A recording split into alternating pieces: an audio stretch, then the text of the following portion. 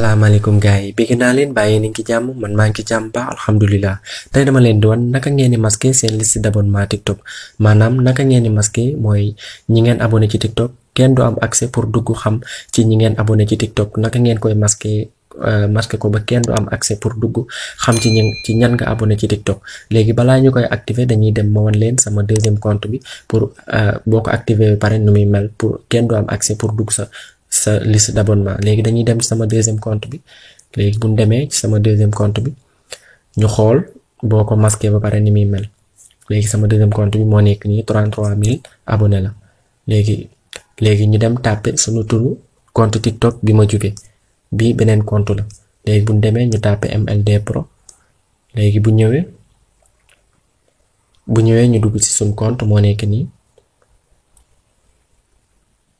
ci compte bi lañ jóge léegi bu dikkee dañuy bës 142 abonnement mooy ci ñi ma abonné gisoo su ma ko bësee du mës a ubbeeku fii la si ñi ma abonné nekk boo ko activé wul nag dina ñëw dinaa mën a xam ci ñan nga abonné mais boo ko activé du ñëw. Léegi dañ koy bës gisoo du mës a ñëw fii ba dindiwoo paramètres yi fële ci beneen compte bi.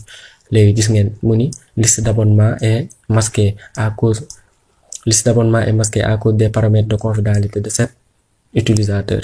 Gisoo nee na liste abonnement bi dañ ko masqué à cause utilisateur bi dafa masqué liste d'abonnement am. Léegi boo ko bëggee activer comme ni ma leen ko waxee woon sànq ñu delluwaat ci compte bële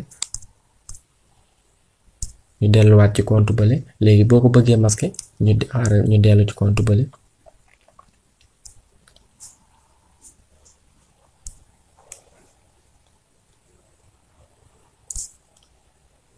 léegi compte bi moo nekk nii léegi boo ko bëggee masquer da ngay bës 3 points ci kaw maanaam 3 kii trait la ci kaw boo ko bësee après nga bës deuxième bi bu dikkee indee outil pour les créateurs paramètres et confidentialité ngay bës deuxième bi.